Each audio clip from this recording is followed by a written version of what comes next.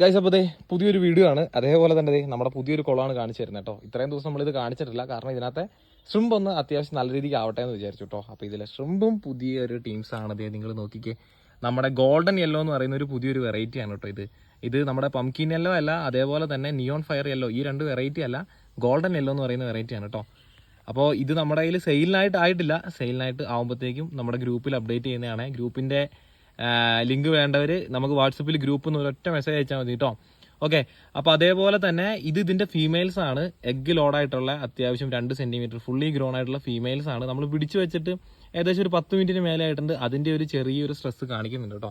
ഈ കുളത്തിലൊക്കെ അവിടെ ഇവിടേക്കായിട്ട് അത്യാവശ്യം നല്ലപോലെ തന്നെ ഇരിപ്പുണ്ട്.